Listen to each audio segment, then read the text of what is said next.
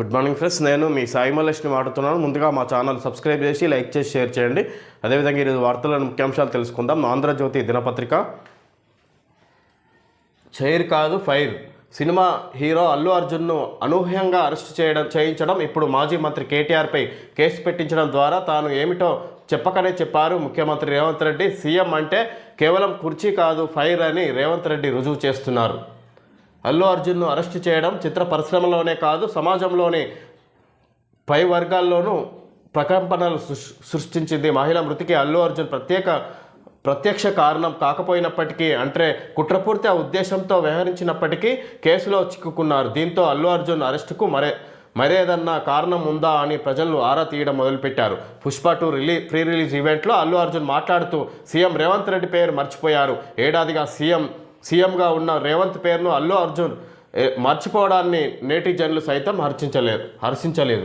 ఈ విధంగా అల్లు అర్జున్ని ఇప్పుడు పుష్ప 2 సినిమా రిలీజ్ అయిన సందర్భంగా ఈ విధంగా తొక్కిసలాటలో భాగంగా మహిళ మృతి చెందిన సందర్భంగా ఈ విధంగా అల్లు అర్జున్పై కేసు నమోదు, తర్వాత అరెస్టు, విడుదల, ఈ విధంగా జరిగిన సన్నివేశాన్ని ఇక్కడ వివరిస్తున్నట్టు చూసుకోవచ్చు ఆంధ్రజ్యోతి. ఈ విధంగా సీఎం రేవంత్ రెడ్డి దీనిపై ప్రత్యేకంగా రెస్పాండ్ అవ్వడం, ఈ విధంగా ప్రత్యక్షంగా అల్లు అర్జున్ ఆమె మృతికి కారణం కాకపోయినా అతన్ని అరెస్టు చేయడం పైన ప్రభుత్వంపై ఇక్కడ ప్రజల్లో ఆలోచన మొదలైంది. ఈ విధంగా అల్లు అర్జున్ను అరెస్టు చేయడం పైన ఈ విధంగా ప్రభుత్వం హస్తం ఉందన్నట్టుగా చెప్పుకొస్తారు ఇక్కడ ఆంధ్రజ్యోతి. రాజకీయాల్లో ఉన్నవారు పార్టీలు వేరైనా వ్యక్తిగత సంబంధాలను వదులుకునేవారు కారు. ఇప్పుడు ఆ పరిస్థితులు కనుమరుగవుతున్నాయి. కేసీఆర్ అధికారంలో ఉన్నప్పుడు ఆ కుటుంబం మొత్తం రేవంత్ రెడ్డిని ఈసడించుకునేవారు. రేవంత్ కూడా ఎక్కడా తగ్గకుండా తన నోటికి పని చెప్పేవారు. దీంతో ఇరుపక్షాల మధ్య వ్యక్తిగత వైషమ్యాలు తారస్థాయికి చేరుకున్నాయి. ఈ నేపథ్యంలోనే ఫార్ములా ఈ కేసు వ్యవహారం రేవంత్ చేతికి చిక్కింది. గత ప్రభుత్వాల హయాంలో ఇటు తెలంగాణ అటు ఏపీలో కూడా ఐఏఎస్ ఐపీఎస్ అధికారులు అడ్డగోలుగా వ్యవహరించారు. దాని పర్యవసానాల్ని ఇప్పుడు అనుభవిస్తున్నారు. ఈ విధంగా కేటీఆర్ మొత్తం అప్పుడు ముఖ్యంగా బీఆర్ఎస్ ప్రభుత్వం అధికారంలో ఉన్నప్పుడు ఈ విధంగా ముఖ్యంగా రేవంత్ రెడ్డినే టార్గెట్ చేసుకొని ఈ విధంగా అతనిపై అటాక్ చేసేవాళ్ళు, ఈ విధంగా రాజకీయంగా ఎదుర్కొనేవాళ్ళు, అడ్డుకునేవారు రేవంత్ రెడ్డిని. ఇప్పుడు సీఎం అయిన తర్వాత ఆయనకు ఒక ఈ కార్ రేస్ వ్యవహారంలో అతనికి చేతికి చిక్కినట్టు అయిపోయింది కేటీఆర్ అన్నట్టుగా ఇక్కడ చూడొచ్చు వార్త. తెలంగాణ సమాజం ఇప్పటిదాకా చూసిన రేవంత్ వేరు, ముఖ్యమంత్రిగా రేవంత్ వేరుగా ఉంటారని నేను గతంలోనే చెప్పాను. రేవంత్ బయటకు కనిపించే అంత ఆషామాషిగా ఉండరు. ఆయన చాలా లోతైన మనిషి. కాంగ్రెస్ పార్టీ అంటేనే ఎవరికి వారే యమునా తీరే అన్నట్టుగా వ్యవహరిస్తుంటారు. ఇప్పుడు ఆ పరిస్థితి లేదు. రేవంత్ ముఖ్యమంత్రి అయినప్పటి నుంచి పార్టీ నాయకులు ఒక్కతాటిపై ఉంటున్నారు. ముఖ్యమంత్రిగా రేవంత్ తీసుకునే నిర్ణయాలను బాహాటంగా ఎవరూ తప్పుపట్టడం లేదు. ఈ విధంగా కాంగ్రెస్ అంటే ఇక్కడ ఎంత గుంపు సమూహంగా చెప్పుకునేవారు. ఈ విధంగా ఎవరి మాట ఇంకొక వ్యక్తి మంత్రి అయినా ఎమ్మెల్యే అయినా వినేవారు కాదనే సందర్భం ఉండే. ఇప్పుడు ఆ పరిస్థితి లేదు. రేవంత్ సీఎం కాకముందు ఒక విధంగా, సీఎం అయినాక ఒకలాగా ఉంటాడని నేను ముందే ఊహించా అన్నట్టుగా ఆంధ్రజ్యోతి చెప్పుకొస్తుంది. ఇక్కడ రాధాకృష్ణ చెప్పుకొస్తారు ఏమిటి. ఈ విధంగా రేవంత్ లోతైన మనిషి, ఇక్కడ కాంగ్రెస్ పార్టీని తన కంట్రోల్లో పెట్టుకొని నడిపిస్తున్నారు ఇప్పుడు అన్నట్టుగా చెప్పుకొస్తారు. రాజకీయ ప్రత్యర్థుల కట్టడికి ఏం చేయబోతున్నది బయటకు పొక్కకుండా రేవంత్ గుంబనంగా వ్యవహరిస్తున్నారు. ఔటర్ రింగ్ రోడ్ వ్యవహారంపై సిట్ దర్యాప్తునకు ఆదేశిస్తున్నట్టు శుక్రవారం నాడు ఆయన ఉన్నపలంగా ప్రకటించారు. కాంగ్రెస్ పార్టీలో నిర్ణయాలు ఇంత గోప్యంగా తీసుకోవడం అసాధారణం. కేసీఆర్ కుటుంబ సభ్యులను కేసులలో ఇరికించుకుంటూ పోతే భారత రాష్ట్ర సమితి క్రమేపీ బలహీనపడుతుందని ముఖ్యమంత్రి అభిప్రాయం కావచ్చు. విధంగా రాజకీయ ప్రత్యర్థులకు కట్టడి ఏం చేయబోతున్నది బయటకు పొక్కకుండా రేవంత్ అనూహ్యంగా వ్యవహరించడం కాంగ్రెస్ పార్టీకి ఇది అలవాటు లేనిది. కానీ అందుకు భిన్నంగా రేవంత్ రెడ్డి వ్యవహరిస్తున్నారు. ఎవరికి తెలియకుండా నిర్ణయాలను అసెంబ్లీలో వెల్లడించడం ఇది రేవంత్కు గొప్పతనం అన్నట్టుగా చెప్పుకొస్తారు ఇక్కడ ఆంధ్రజ్యోతి అనేది ఎండి రాధాకృష్ణ. ఈ విధంగా ఔటర్ రింగ్ రోడ్ వ్యవహారంలో ఈ విధంగా ప్రైవేటు వ్యక్తులకు కట్టబెట్టిన అమ్ముకున్నారు వీళ్ళు అన్నట్టుగా బీఆర్ఎస్ వాళ్ళని నిందిస్తూ ఈ విధంగా వాళ్ళని ఒకరి తర్వాత ఒకరిని అరెస్ట్ చేసుకుంటూ పోతే భారత రాష్ట్ర సమితి పార్టీని దెబ్బతీసినట్టుగా ఉంటుందన్నట్టుగా ఆలోచిస్తున్నారు సీఎం అని ఇక్కడ ముఖ్యమంత్రి అభిప్రాయం కావచ్చు అన్నట్టుగా చెప్పుకొస్తారు.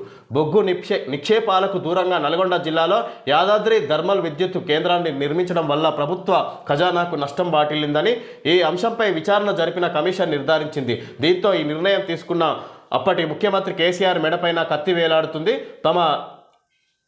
తమ అధినాయకులపై వరుస కేసులు పెట్టి వేధిస్తూ పోతే తమకే మేలు జరుగుతుందని బీఆర్ఎస్ నాయకులు శ్రేణులు భావిస్తున్నారు. అందుకే కేటీఆర్ను తొందరగా అరెస్ట్ చేయాలని వారు కోరుకుంటున్నారు.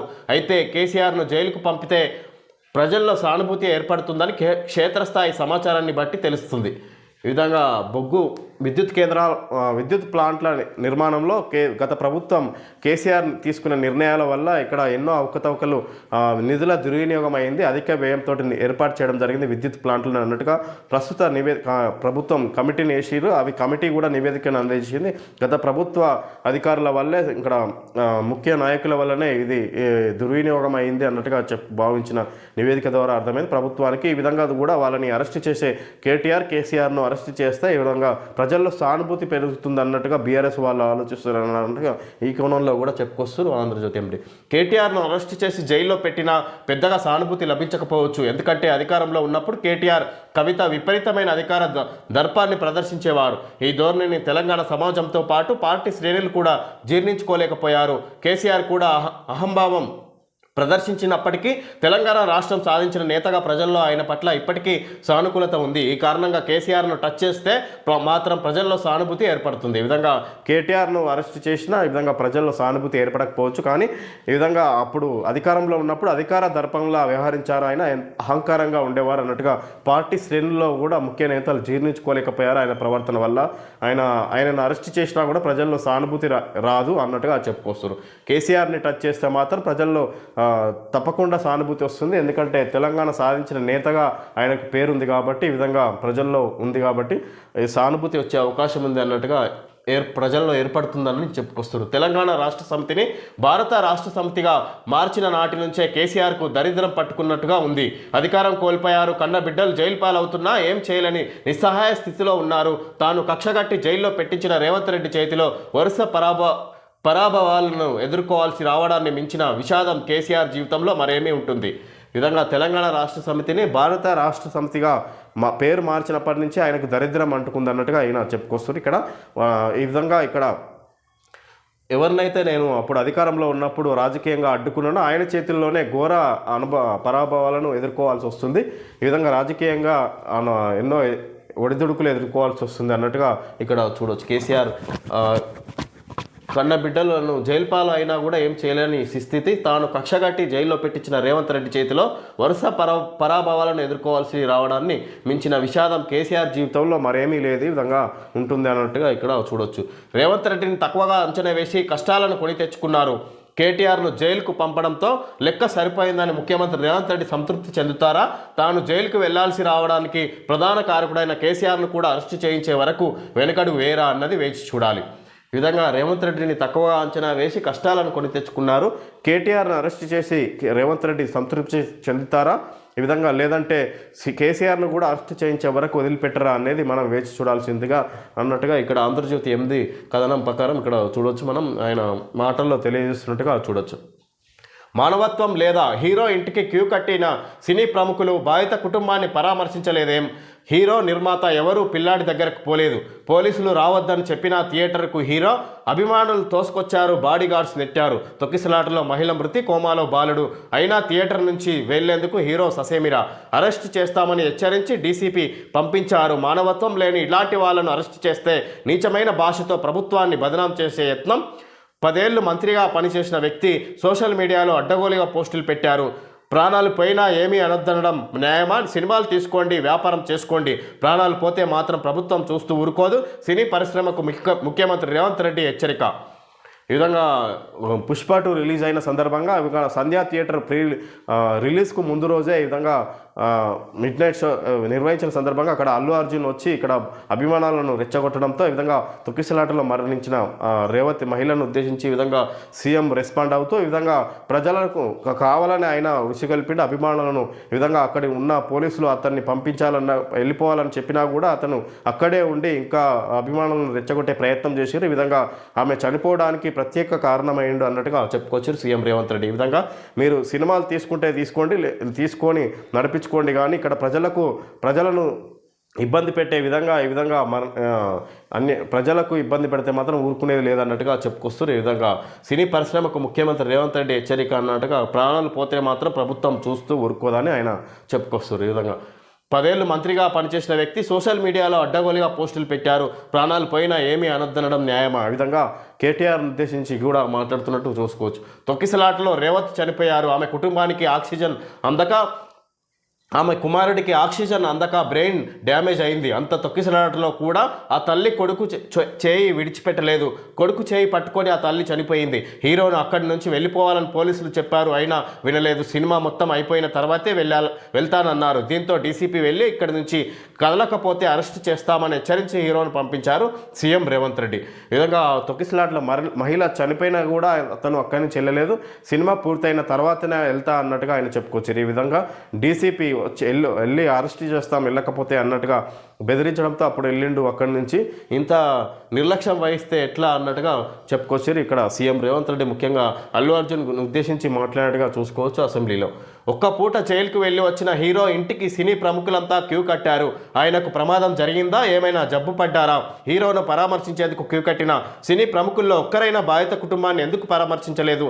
సినిమా చూడటానికి వెళ్ళిన కుటుంబంలో మహిళ చనిపోతే 11వ రోజు వరకు హీరో నిర్మాత ఎవరు వారిని పరామర్శించలేదు. కనీసం 11వ రోజు వరకు హీరో నిర్మాత ఎవరు వారిని పరామర్శించలేదు. కనీసం ఆసుపత్రిలో ఉన్న ఆ పిల్లాడి దగ్గరకు పోలేదు. ఇది ఏ రకమైన మానవత్వం అని ముఖ్యమంత్రి రేవంత్ రెడ్డి నిలదీశారు. కనీసం వారిని పరామర్శించాలన్న మానవత్వం కూడా సినిమా పరిశ్రమకు లేదా అని ప్రశ్నించారు. ప్రజల ప్రాణాలు పోయే సంఘటనలు జరుగుతాయంటే సినీ పరిశ్రమకు ప్రత్యేక రాయితీలు కల్పించబోమని హెచ్చరించారు. ప్రజలను ఇబ్బంది పెట్టే వారిని తమ సర్కారు వదిలిపెట్టబోదని తేల్చి చెప్పారు. సంధ్యా థియేటర్ వద్ద జరిగిన తొక్కిసలాట ఘటనలో అసలు ఏం జరిగిందో ప్రభుత్వం ఒక ప్రకటన చేయాలని ఎంఐఎం నేత అక్బరుద్దీన్ కోరారు. దాంతో సీఎం రేవంత్ రెడ్డి స్పందిస్తూ ఈ ఘటనపై విపక్షాలు సినీ ఇండస్ట్రీ వ్యవహరించిన తీరుపై తీవ్ర స్థాయిలో ఆగ్రహం వ్యక్తం చేశారు. ఈ నెల 4న పుష్ప 2 సినిమా విడుదలవుతుందని, ఆ రోజు చిత్ర యూనిట్ సభ్యులు హీరో హీరోయిన్ వస్తున్నారని బందోబస్తు కావాలంటూ ఈ నెల 2న సంధ్యా థియేటర్ యాజమాన్యం చిక్కడపల్లి పోలీస్ స్టేషన్లో దరఖాస్తు పెట్టుకుంది. దాంతో ఆ థియేటర్ పరిసరాల్లో 10 వరకు సినిమా హాళ్లు, రెస్టారెంట్లు ఉన్నాయని, ఎంట్రీ ఎగ్జిట్ ఒకటేనని, సెలబ్రిటీలు వస్తే జనాన్ని అదుపు చేయడం కష్టమని, బందోబస్తు ఇవ్వడం కుదరదని 3వ తేదీన చిక్కడపల్లి పోలీసులు రాతపూర్వకంగా జవాబిచ్చారు. దరఖాస్తును తిరస్కరిస్తున్నట్లు అందులో చెప్పారు. పోలీసులు అనుమతి ఇవ్వకపోవడంతో పుష్ప సినిమా హీరో థియేటర్కు పోలీసులు అనుమతి ఇవ్వకపోయినా పుష్ప సినిమా హీరో థియేటర్కి వచ్చారు. ఈ విధంగా అక్కడ ఒకటే ఎంట్రీ ఎగ్జిట్ ఒకటే దారి ఉంది ఆ థియేటర్కు, సినిమా థియేటర్కు. ఈ విధంగా ఈ విఐపీలు వస్తే, ఈ విధంగా హీరో ప్రముఖులు వస్తే అక్కడ తొక్కిసలాట అవుతుంది, ఇబ్బంది అవుతుంది, ట్రాఫిక్ జామ్ అవుతుంది. అది మెయిన్ సిటీ ట్రాఫిక్లో ఉంది, అదే ముఖ్యంగా అన్నట్టుగా చెప్పుకొచ్చారు. ఈ విధంగా అయినా అక్కడ పోలీసులు పర్మిషన్ ఇవ్వకపోవడంతో అయినా కూడా పర్మిషన్ తిరస్కరించి ఈ విధంగా సినిమా హీరో అల్లు అర్జున్ థియేటర్కు రావడం వల్ల ఈ ఘటన జరిగింది. ఈయన ప్రత్యేక కారణమైంది అల్లు అర్జున్ అన్నట్టుగా ప్రభుత్వం భావిస్తున్నట్టుగా చూసుకోవచ్చు. అదేవిధంగా ఒక్కరోజు జైలుకి పోయేస్తే ఏమైంది ఆయనకు, ఈ విధంగా పరామర్శిస్తారు. సినీ ప్రముఖులంతా ఏదో జరిగినట్టు ఆయనకు వెళ్ళి పరామర్శిస్తారు. కానీ చనిపోయిన బాధిత కుటుంబాన్ని మాత్రం ఇప్పటివరకు పరామర్శించలేదు ఎవరు కూడా అన్నట్టుగా సినీ పరిశ్రమకు సంబంధించిన ప్రముఖులను పరిశీలిస్తున్నట్టుగా చూసుకోవచ్చు సీఎం రేవంత్ రెడ్డి. ఇక బెనిఫిట్ షోలు, టికెట్ పెంపులు బంద్, కోమటిరెడ్డి వెంకటరెడ్డి. ఈ విధంగా ప్రజల పట్ల నిర్లక్ష్యం వహిస్తున్నారు సినీ వర్గాలు అన్నట్టుగా, సినీ పరిశ్రమ అన్నట్టుగా ఉద్దేశించి ఇక నుంచి బెనిఫిట్ షోలు, టికెట్ పెంపులు బంద్ అన్నట్టుగా కోమటిరెడ్డి వెంకటరెడ్డి సినీ పరిశ్రమ శాఖ మంత్రి ఈ విధంగా తెలియజేసినట్టు చూసుకోవచ్చు. రాష్ట్రాన్ని అమ్మేశారు. ఔటర్ కోకాపేట భూములే కాదు, వైన్ షాపులు కూడా ఏకంగా 11.50% మిత్తితో అప్పులు తెచ్చారు. హామీల అమలు ఆలస్యానికి ఈ పాపాల భైరవులే కారణం. ఇలాంటి వారిని ఉరితీసినా తప్పులేదు. లక్షల కోట్ల అప్పులు చేసి కట్టింది కూలేశ్వరమే. అసెంబ్లీలో బీఆర్ఎస్పై ముఖ్యమంత్రి రేవంత్ నిప్పులు. ఈ విధంగా రాష్ట్రాన్ని అప్పు చేశారు. ఈ విధంగా గత 10 సంవత్సరాల కాలంలో ఔటర్ రింగ్ రోడ్డు, కోకాపేట భూములే కాదు, వైన్ షాపులు కూడా ఏకంగా అన్నీ అమ్మేసిర్రు అన్నట్టుగా చెప్పుకోవచ్చు. ఈ విధంగా రాష్ట్రాన్ని దోచుకోవడమే వాళ్ళ పని అన్నట్టుగా చేసిర్రు గత బీఆర్ఎస్ నాయకులు అన్నట్టుగా. ఈ విధంగా 11.5% మిత్తితో అప్పులు తెచ్చారు.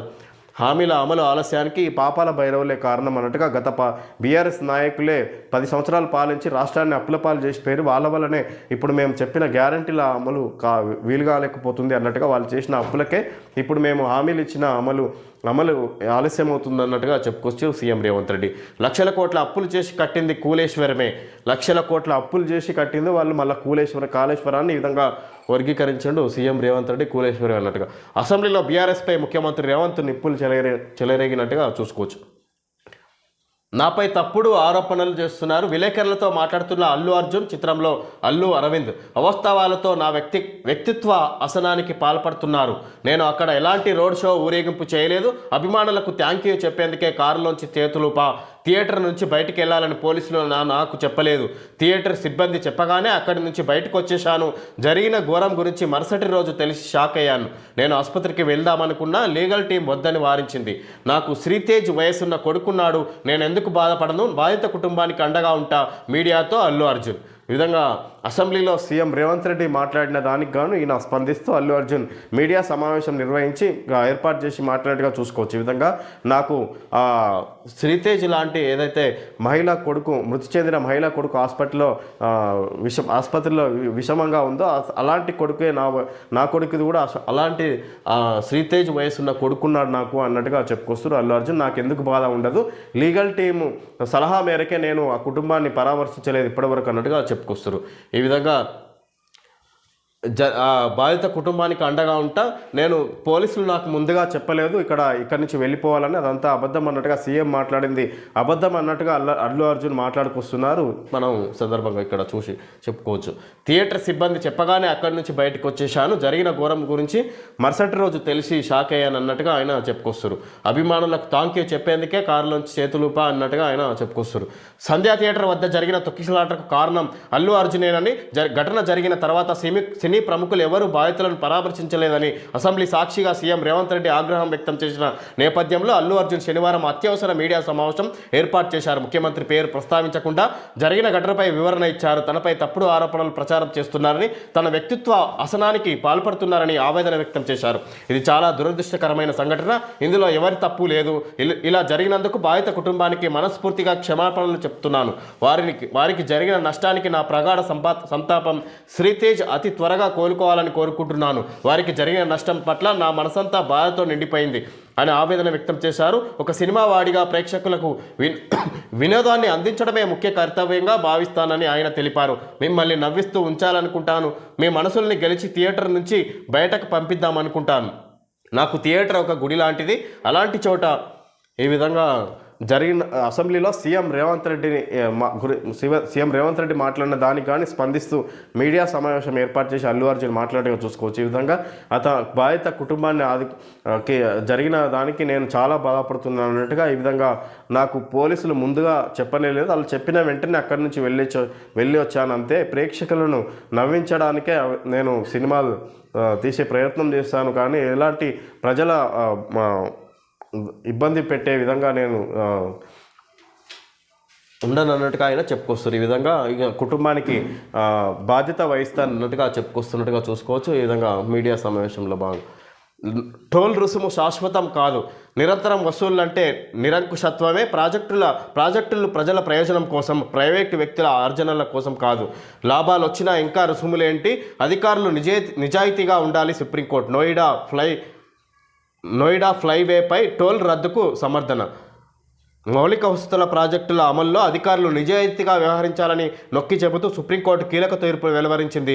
టోల్ రుసుము వసూలు శాశ్వత ప్రక్రియ ఏం కాదని స్పష్టం చేసింది. దాన్ని నిరంతరం వసూలు చేస్తామంటే అది నిరంకుశం కిందకే వస్తుందని తెలిపింది. ఈ ప్రాజెక్టులు ప్రజా ప్రయోజనానికి ఉద్దేశించినవే తప్ప ప్రైవేటు సంస్థల లాభాలు పొందడానికి కాదన్నట్టుగా టోల్ రుసుము శాశ్వతంగా వసూలు చేయడం చట్టబద్ధ విరుద్ధమని విధంగా సుప్రీంకోర్టు తెలియజేసింది. ఈ విధంగా నోయిడా ఫ్లైవేపై టోల్ రద్దుకు సమర్థన, ఈ విధంగా సుప్రీంకోర్టు నిర్ణయం తీసుకున్నట్టుగా చూడొచ్చు.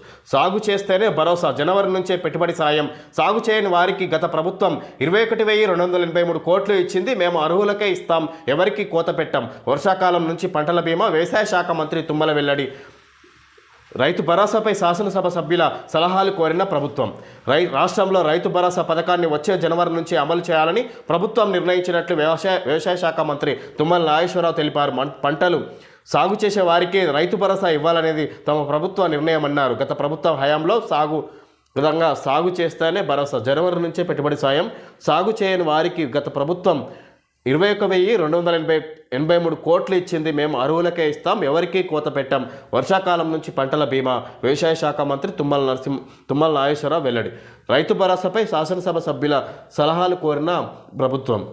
విధంగా గత ప్రభుత్వం అనర్హులకు కూడా ఇచ్చుకుంటూ వచ్చింది రైతు బంధు. మేము అర్హులకు మాత్రమే ఇస్తామన్నట్టుగా, ఎవరైతే పంట పండిస్తున్నారో రైతులకు మాత్రమే ఇస్తాం రైతు భరోసా, అందుకే ఆలస్యమవుతుంది అన్నట్టుగా చెప్పుకొస్తారు తుమ్మల నాగేశ్వరరావు. వచ్చే అసెంబ్లీ ఎన్నికల్లో భూభారతి చట్టం మాకు రెఫరెండం. ధరణితో పోయిన భూములు భూభారతితో తిరిగి హక్కుదారుల సొంతం. మంత్రి పొంగులేటి శ్రీనివాసరెడ్డి. విధంగా ధరణి పేరుతో ఎవరైతే భూములు పోగొట్టుకున్నారో భూభారతితో తిరిగి సాధించుకునే అవకాశం ఉంది అన్నట్టుగా మంత్రి పొంగులేటి శ్రీనివాసరెడ్డి తెలియజేసుకొస్తారు. విధంగా వచ్చే అసెంబ్లీ ఎన్నికల్లో భూభారతి చట్టం ఇంకా పూర్తిగా అమలు చేస్తామన్నట్టుగా చెప్పుకొస్తారు ప్రత్యేకంగా. రైతు భరోసాను ఎగ్గట్టే ప్రయత్నం. ఆదాయపు పన్ను కడితే సాయం చేయరా. పథకంపై ఇచ్చిన నివేదికను సభలో పెట్టండి. ఏ ఊరిలోనూ 100% రుణమాఫీ కాలేదు. 24 గంటల కరెంటు ఎక్కడా ఇవ్వడం లేదు. తప్పని నిరూపిస్తే రాజీనామా చేస్తాం. భూములన్నింటికీ రైతు బంధు ఇవ్వడం వల్లే రాష్ట్రంలో సాగు విస్తీర్ణం పెరిగింది. ఎన్ని కేసులు పెట్టినా భయపడం కేటీఆర్. విధంగా రైతు భరోసా ఎగ్గట్టే ప్రయత్నం చేస్తున్నారు కాంగ్రెస్ పార్టీ ప్రభుత్వం అన్నట్టుగా చెప్పుకొస్తారు. ఆదాయ పన్ను కడితే సాయం చేయరా. పథకంపై ఇచ్చిన నివేదికను సభలో పెట్టండి. విధంగా రైతు భరోసాపై ఇచ్చిన నివేదికను ఏదైతే మంత్రివర్గ కేబినెట్ భేటీలో నిర్ణయం తీసుకున్నారో ఆ నివేదికను బయట పెట్టండి అన్నట్టుగా ప్రశ్నిస్తున్నారు ప్రభుత్వాన్ని కేటీఆర్. ఏ ఊరిలోనూ 100% రుణమాఫీ జరగలేదు. 24 గంటల ఉచిత విద్యుత్ కూడా ఇవ్వడం లేదు అన్నట్టుగా ప్రశ్నిస్తున్నారు ప్రభుత్వాన్ని కేటీఆర్. భూములన్నింటికీ రైతు బంధు ఇవ్వడం వల్లే సాగు భూమి పెరిగింది అన్నట్టుగా చెప్పుకొస్తారు కేటీఆర్. ఎన్ని కేసులు పెట్టినా భయపడమన్నట్టుగా చెప్పుకొస్తున్నారు కేటీఆర్. మూసీ కంపు కంటే సీఎం చెప్పే కంపే ఎక్కువ. అబద్ధాల పునాదుల మీద అధికారంలోకి. దేవుడే ఈ రాష్ట్రాన్ని కాపాడాలి. బీఆర్ఎస్ నేత హరీష్ రావు విమర్శలు. మూసీ కంపు కంటే సీఎం చెప్పే కంపే ఎక్కువ అన్నట్టుగా చెప్పుకొస్తున్నారు. ఈ విధంగా చెప్పేవన్నీ అబద్ధాలు. ఈ విధంగా అబద్ధపు హామీలతోటే అధికారంలోకి వచ్చారు. దేవుడే కాపాడాలి రాష్ట్రాన్ని అన్నట్టుగా హరీష్ రావు మాట్లాడుతున్నారు. రాష్ట్ర ప్రభుత్వం రైతు భరోసాను ఎగ్గొట్టే ప్రయత్నం చేస్తున్నదని మాజీ మంత్రి బీఆర్ఎస్ ఎమ్మెల్యే కేటీఆర్ ఆరోపించారు. ఆదాయపు పన్ను చెల్లించే వారికి, ఉద్యోగం చేస్తున్న వారికి, పాన్ కార్డులు ఉన్నవారికి రైతు భరోసా ఇవ్వొద్దని ప్రభుత్వం ఆలోచన చేస్తున్నదని, ఇది సరైంది కాదన్నారు. రాష్ట్రంలో దాదాపు 1 కోటి మందికి పైగా పాన్ కార్డులు. విధంగా ఉద్యోగం చేసేవారికి, పాన్ కార్డులు ఉన్నవారికి రైతు బంధు ఇవ్వకూడదు అన్నట్టుగా ప్రభుత్వం నిర్ణయం తీసుకుంటుంది అన్నట్టుగా చెప్పుకొస్తారు. ఆదాయ పన్ను పే చేసే వారికి కూడా రైతు భరోసా ఇవ్వకూడదు అన్నట్టుగా ప్రభుత్వం ఈ విధంగా నిర్ణయాలు తీసుకుంటుంది. ఈ విధంగా ప్రభుత్వం ఆదాయ పన్ను కడితే తప్ప అన్నట్టుగా ఇక్కడ రైతు భరోసా ఎందుకు ఇవ్వకూడదు వాళ్ళకి అన్నట్టుగా చెప్పుకొస్తారు కేటీఆర్. రాష్ట్రంలో దాదాపు 1 కోటి మందికి పైగా పాన్ కార్డులు ఉన్నాయి అన్నట్టుగా ఇక్కడ ఈ అంశాలను కూడా రాష్ట్ర ప్రభుత్వం పరిగణనలోకి తీసుకొని రైతు భరోసాను ఇస్తుంది అన్నట్టుగా చెప్పుకొస్తారు కేటీఆర్. ఫార్ములా ఈ కార్ రేసులో తొలుత బ్యాంకర్ విచారణ. అధికారులను కూడా విచారించిన తర్వాతే కేటీఆర్కు ఈడీ నోటీసులు. ఆర్బీఐ నిబంధనల ఉల్లంఘనపై ప్రశ్నలు. దర్యాప్తు ప్రారంభించిన ఏసీబీ. దానకిషోర్ వాంగ్మూలం రికార్డు చేయనున్న అధికారులు. ఫార్ములా ఈ కార్ రేస్ వ్యవహారంలో మాజీ మంత్రి కేటీఆర్పై కేసు నమోదు చేసిన ఎన్ఫోర్స్మెంట్ డైరెక్టరేట్ ఈడీ అధికారులు ముందుగా విదేశీ సంస్థకు డబ్బులు బదిలీ చేసిన బ్యాంకర్ను విచారించనున్నట్లు తెలుస్తుంది. బ్రిటన్లోని ఫార్ములా ఈ ఆపరేషన్స్ ఎఫ్ఈఓకు డబ్బు చెల్లించిన హిమాయత్ నగర్లోని ఇండియన్ ఓవర్సీస్ బ్యాంకు ఐఓబీను తొలుత ప్రశ్నించనున్నట్లు సమాచారం. నాటి పురపాలక శాఖ కార్యదర్శి అరవింద్ కుమార్ ఆదేశాల మేరకు ఎఫ్ఈఓకు డబ్బు చెల్లించాల్సిందిగా హెచ్ఎండిఏ ముందుగా ఈ ఫార్ములా ఈ కార్ రేస్ వ్యవహారంలో ముందుగా బ్యాంకు ద్వారా ఏ బ్యాంకు నుంచి అయితే డబ్బులు విదేశీ కంపెనీకి బదిలీ అయినాయో ఆ బ్యాంకు వాళ్ళని విచారిస్తారంట. ఆ తర్వాత కేటీఆర్ను విచారించే అవకాశం ఉన్నట్టుగా చూసుకోవచ్చు. తర్వాతే కేటీఆర్కు ఈడీ నోటీసులు అంట ఈ విధంగా దర్యాప్తు చేసే అవకాశం ఉన్నట్టుగా చూడవచ్చు. కాళేశ్వరం కమిషన్ గడువు 2 నెలల పొడిగింపు. నెలాఖరు లేదా జనవరిలో తదుపరి విచారణ.